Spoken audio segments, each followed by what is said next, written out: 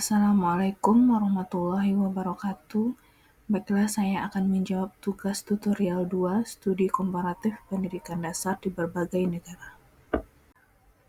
Artikel pertama yang saya temui yaitu perspektif gender dalam penentuan pengurus kelas di sekolah dasar. Artikel terindeks Sinta 5. Info penting yang saya temui dari artikel tersebut yaitu yang pertama, Indonesia telah melakukan kesepakatan dengan negara-negara yang tergabung dalam UNESCO terkait dengan kebijakan Education for Air, yaitu menghapus disparitas atau kesenjangan peran gender pada jenjang pendidikan dasar dan pendidikan menengah. Yang kedua yaitu pelaksanaan Education of Air masih belum sepenuhnya diterapkan di semua Indonesia. Ini sekolah dibuktikan dari ketidakadilan peran peserta didik dalam mendapatkan posisi atau peran sebagai pengurus di dalam kelas.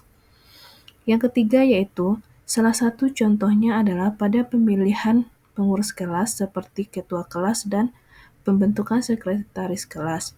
Pada kenyataan, banyak dari jabatan ketua kelas didominasi dari jenis kelamin laki-laki dan banyak dari jabatan sekretaris didominasi perempuan. Yang berikutnya yaitu, sekolah harus mampu memberikan kesempatan sama kepada peserta didiknya untuk menjadi ketua kelas dan sekretaris, sehingga tugas guru adalah untuk mengembangkan potensi dasar peserta didiknya. Jika peserta didik perempuan mampu memimpin, maka guru harus memilih perempuan untuk menjadi ketua kelas. Sedangkan jika ada peserta didik laki-laki yang rajin dan penurut, maka laki-laki tersebut harus diberikan tugas sekretaris. Hubungan artikel dengan pengalaman di sekolah yaitu, yang pertama, saya dalam pemilihan ketua kelas maupun dalam pemilihan sekretaris dan perangkat kelas lainnya itu tidak serta-merta langsung menunjuk siswa. Saya memberikan kesempatan kepada setiap siswa untuk memiliki peran untuk mencalonkan diri dalam pemilihan perangkat kelas.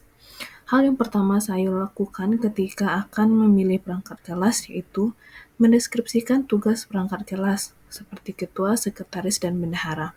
Jadi saya memberikan pengetahuan menjelaskan tugas masing-masing dari perangkat kelas kepada siswa sehingga siswa yang nantinya terpilih akan memahami tugasnya masing-masing terlebih dahulu. Yang kedua yaitu memberikan kesempatan kepada siswa untuk berpikir siapa teman mereka yang pantas untuk dipilih sebagai perangkat kelas. Saat ini saya mengajar di kelas 6, tentu saja siswa itu sudah sangat mengenal sifat dan karakter temannya masing-masing. Ketika saya memberikan beberapa kriteria ataupun beberapa tugas yang harus dikerjakan oleh perangkat kelas, maka anak-anak bisa berpikir siapa temannya yang memiliki kemampuan untuk menjalankan tugas-tugas yang telah dideskripsikan tadi. Yang ketiga yaitu memberikan kesempatan kepada siswa untuk mengusulkan nama temannya ataupun namanya sendiri dalam calon perangkat kelas. Saya akan memberikan kesempatan kepada siswa untuk memberikan nama-nama yang menurut mereka itu bisa dipercaya untuk menjadi perangkat kelas. Mereka boleh mencalonkan nama temannya, bahkan juga bisa mencalonkan nama dirinya sendiri. Yang berikutnya itu melaksanakan diskusi atau pemilu kecil dalam kelas untuk menentukan nama calon perangkat kelas yang dipilih. Maka ketika nama calon perangkat kelas sudah didapatkan, maka akan diadakan diskusi untuk memilih siapa ketua, siapa sekretaris, bendahara, dan sebagainya. Namun jika diskusi tidak membawakan hasil, maka kegiatan berikutnya yaitu melakukan voting seperti pemilu kecil di dalam kelas, sehingga siswa merasa mereka dihargai, mereka memiliki kesempatan yang sama baik laki-laki maupun perempuan untuk menjadi perangkat kelas. Artikel yang kedua yaitu Gender Rules among Public Elementary Teachers, basis for Gender Responsive Intervention Activities.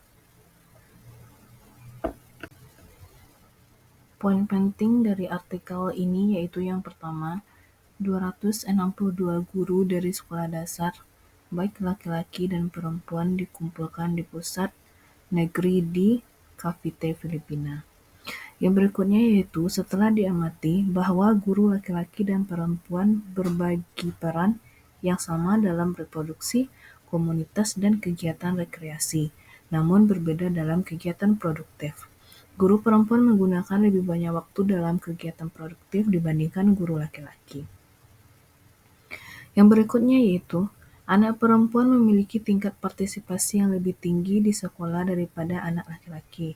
Indikator kinerja utama untuk sekolah dasar mengungkapkan bahwa anak perempuan mengungguli anak laki-laki di hampir semua aspek, termasuk penyelesaian kelulusan, tingkat kelangsungan hidup, dan sejenisnya. Hal ini tidak dapat secara langsung dikaitkan dengan dominasi sekolah guru perempuan. Namun demikian, kehadiran guru laki-laki dan perempuan di kelas memungkinkan siswa untuk belajar dari guru yang mereka anggap seperti diri mereka sendiri. Info penting berikutnya yaitu, studi lain juga dibahas di dalam artikel ini yang menyebutkan bahwa perbedaan prestasi akademik yang berbeda antara anak perempuan dan laki-laki. Anak perempuan mengungguli anak laki-laki dalam membaca, sedangkan anak laki-laki mengungguli anak perempuan dalam matematika dan sains. Berikutnya yaitu, penulis artikel menyimpulkan bahwa ada pengaruh pembelajaran yang dilakukan oleh guru perempuan dan guru laki-laki.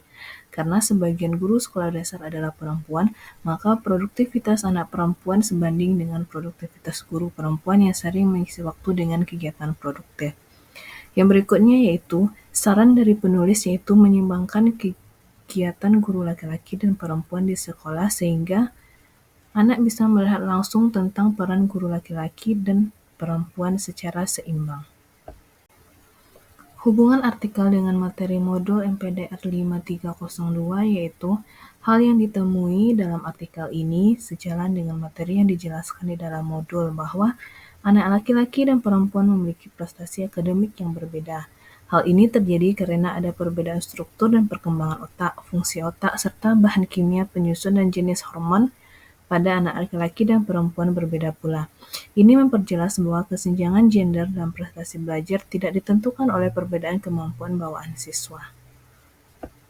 Sekian dan terima kasih. Assalamualaikum warahmatullahi wabarakatuh.